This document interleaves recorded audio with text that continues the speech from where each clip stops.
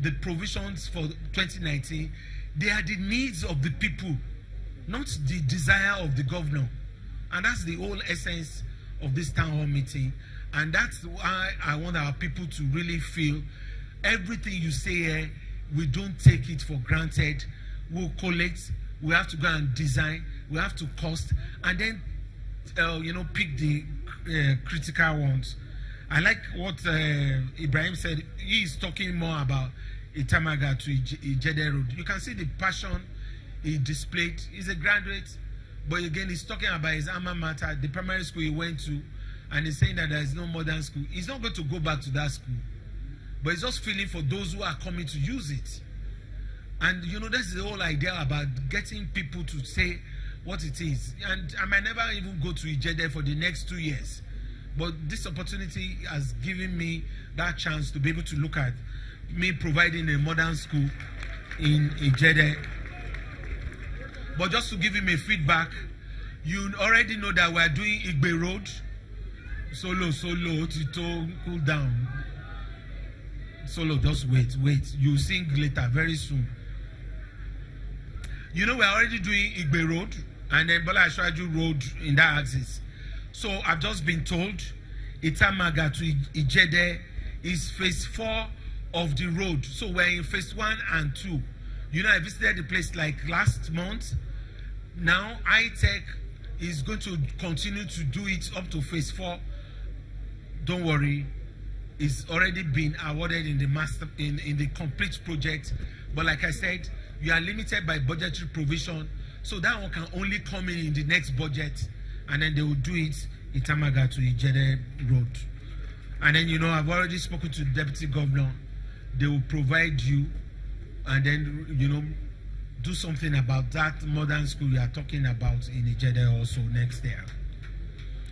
Arogunade Eshilokun, thank you very much. Yeah, I know you're an activist in the Community Development Association, and then you also talked about No Link Road, which Honorable Shoni had actually articulated and summarized in that paper he has presented to us. All of them are linked together, and I'll take that paper he presented to me more seriously now and look at what it is that I can return back. But and then when she finished everything, she asked for royalty. Abi? Oil producing area, anyone, Abi?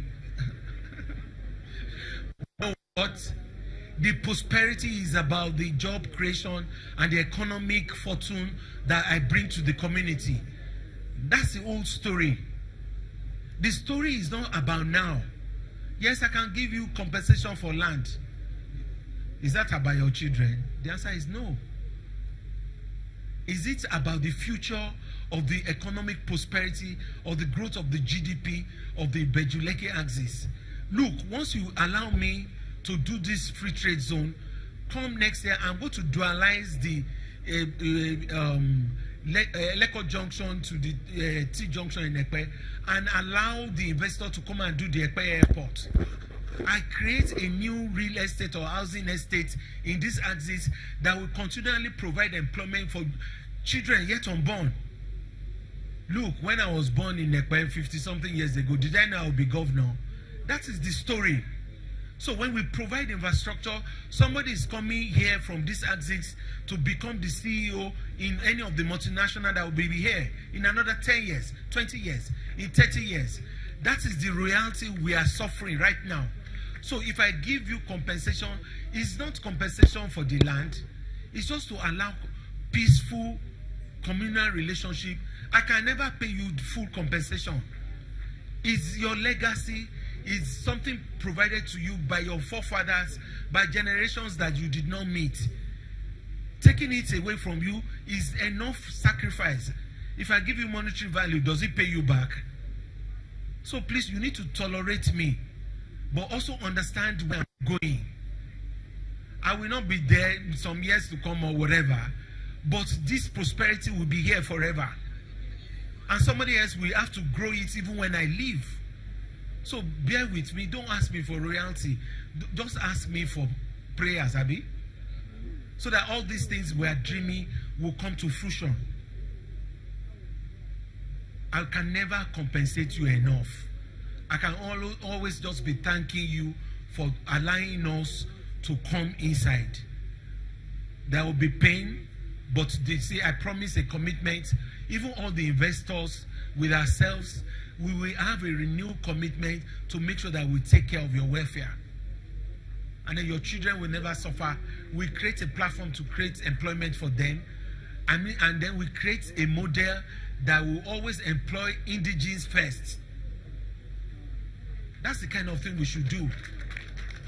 And then in terms of community, we will allow the investors to do corporate social responsibility, to return back to the community some kind of benefits or allowances.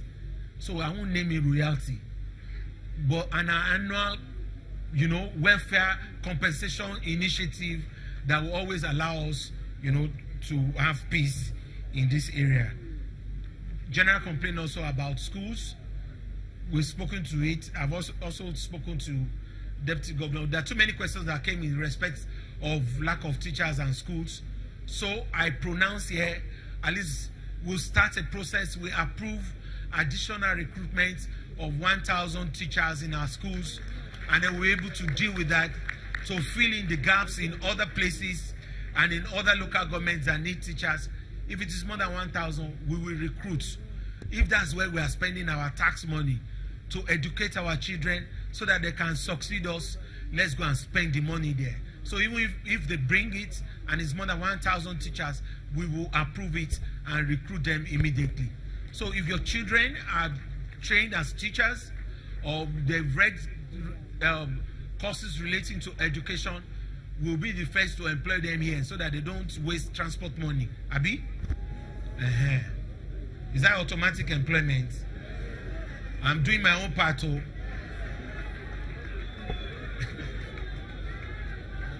So we do that. Mr. Oladaya, I want to say a big thank you once again. That's the kind of spirit I want. I'm going to invite you to allow, sir. So you can imagine a citizen, he decides to do a road or do drainage by himself, and he never communicated with us, only to come and show us here. Those are the kind of things we should encourage. I will certify him. I will also write letter and then allow him to visit us and commend him officially. We want to say a big thank you. We encourage others. We don't like people putting tires in front of their houses in Banana Island or Ikoyi. After spending 300 million for a house, they put tires in front and say no parking. Abi? They should help us throw those tires away. Help us also do the drainage. And that's what's called community governance. We encourage everybody, if you do it, if I know, I will come there to say thank you. And I will also, commend you officially. And then we give you a certificate so that you might not even pay land use tax next year.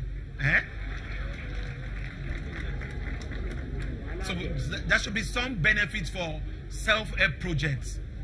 Just the same way we have, supported CDAs with a 500 million grant. If individuals on their streets do something that government should have ordinarily done, I should be able to appreciate them and also even give them some benefits for the sake of encouraging others to be able to do such things. So we welcome that kind of approach around it.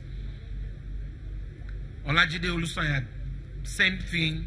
He talked about